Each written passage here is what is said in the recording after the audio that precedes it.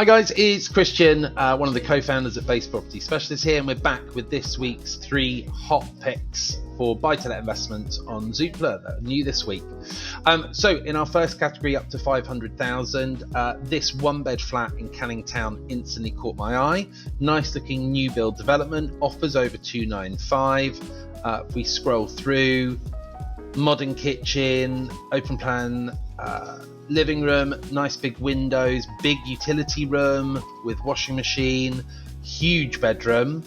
Bedroom and living room both have access to the private balcony, built-in wardrobes, modern bathroom heat towel rail, covered balcony. Now these are a big tick because not only do the tenants potentially be able to use the space year round if they want to, this is also a great place for them to keep their laundry when they're drying it. It's sheltered from the weather, but it also means that if they put their clothes horses out there for clothes to dry, that moisture is not trapped in your property. Condensation and mold are a real issue at the moment. So covered balconies or tumble dryers, but covered balconies typically are a big tick in the box for tenants. So that's a really great space to have. You will need to look into parking, although in my experience, one bed flats in London, it's pretty rare for a tenant to need any parking amenities there, but worth just looking into it so you're aware if it's a car-free development. Service charges and ground rent coming in at about £1,600 a year combined, which isn't too bad. But the big blowaway thing about this property that kind of comes across in the photos, but not entirely, a one-bed flat, but it's over 800 square foot. So 76 square meters or 818 square foot according to the agent's floor plan. Now, to put that in perspective, your average one bed flat is typically sort of in the 400 to 450 square foot range, and typically from 650 square foot upwards, you're typically looking at 2-bedroom properties. So this is effectively a comfortable 2-bed square footage applied to a 1-bedroom flat. So it would feel quite luxurious for a tenant there. Lease 250 years. The development looks like it was done in 2014, so only 9 years off that, so 241 years left on the lease. So lots of big ticks in the box. I would expect a flat like this in this location to rent for between £1,400 to £1,500 a month, depending on the time of year and the finish. I would be tempted to maybe be a bit more interesting with the palette in there rather than having it bland white. Maybe give it a little bit of character and personality and go for some really on-trend paint colours in there. Also, you can boost rents by making sure you furnish and style a property very much on trend. So do your research. If you don't feel comfortable doing that, there's plenty of inspiration out there, be that Instagram or actually getting a designer on board to help you get that final look. But if you like what you see, I think offers over 295, that's an absolute steal, and it's not going to stick around for long. So get in touch with Century 21 Heritage, and yeah, double check the parking information, but I would get in there and get bidding fast. Moving on to our 500 to 750 bracket, this 3-bed semi-detached house in Royal Victoria Docks, on with Alex Neil, Canary Wharf and Docklands office. I mean, what a unique offering. I'm not sure if it's the left or right property in this photo, but as you can see from here, you've got an internal garage, a little balcony. There is a private patio to the end. Big living room, big windows. I mean, this living room, you've got to think there's a sofa, 2 armchairs, dining table, desk, and there's still ample space in there. So it's a really well laid out kitchen, has been recently refurbished, that's really apparent. Just make sure whether things like the non-integrated dishwasher are included in the sale or not. Little balcony off the kitchen, very comfortable bedrooms, master with an ensuite. Again, decent sized windows throughout. Main bathroom appears to have recently been refurbished as well. Really nice and clean and modern. Quite unusual, but a nice little extra to have a bidet in there. Pretty rare in UK properties, but popular with Europeans and Scandinavians. That's pretty standard for them. Large private patio garden. Now again, as far as a landlord or for tenants, this is brilliant. Super low maintenance, no plants to maintain, really any weeding to be done, raised deck area at the bottom, big patio area. Again, means that these guys, whenever the weather permits, they can get out and use this, and you're not also going to get handed back an overgrown mess at the end of the tenancy. Personally, I'd be tempted to soften this with some bushes or something low maintenance, just to make it a little bit softer, maybe a little bit more private, but that is purely my cosmetic preferences.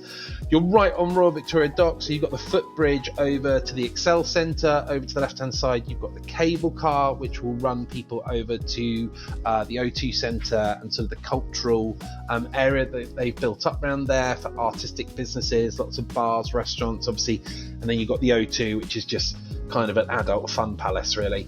And obviously you've got Stratford just down the road with Westfield, with the Olympic Park on its doorstep. Property is on the market at 625. I would really be expecting this property to achieve at least 2750 in the current market, maybe even 3k. But one thing I do want to discuss, if I bring up the floor plan very quickly, and so this is subject to having the funds and subject to be able to get the consent. But if this was my property buying as an investment, if I could, what I would do would be get permission to lose the garage, get rid of the garage door, put a standard window in here. I would actually then completely redo the layout. I would bring the living room and kitchen down to the ground floor. The only thing I would keep down here would be the toilet, but otherwise I would bring down the living room and kitchen, incorporate the utility into that space, so that you've got your living space on the ground floor leading straight out to the garden. I'd be inclined to kind of open this up with bigger doors, either like double or bifold doors, so you've got a really flowing space on the ground floor. I think whether you have sharers or families in there, that's just really going to appeal to them. And then first floor, rather than kitchen living room, you can have 2 bedrooms on the first floor, and potentially you can mimic the upper floor with 2 bathrooms, or you can maybe do 2 en-suites, or just one nice bathroom off the landing in the middle. But you then turn this into a 4-bedroom property, and I think if you do that right, you should be looking at a rent of about £4,000 a month, and I don't think you'd need to spend much more than 50k to achieve that. So for less than 10% of the property price, you could potentially add a third onto your rental income, and like I said, whether you're renting that to professional sharers or families, I think that's just going to be big ticks all round.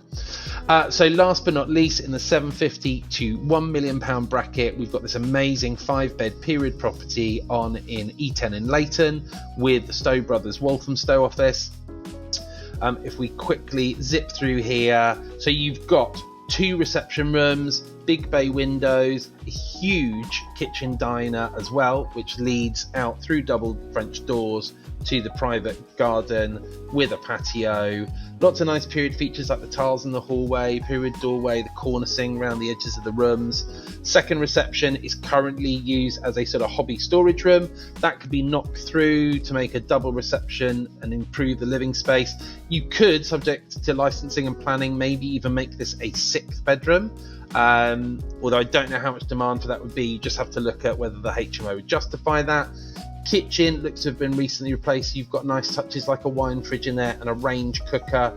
Just make sure things like that are included in the sale. But again, sharers or families, this kitchen is going to tick all the boxes. Built-in microwave oven, integrated fridge freezer, stone worktops. I mean, everything they're really going to want from a space. They've actually got the upstairs main bedroom as a second living room at the moment, but obviously that would make a beautiful master bedroom.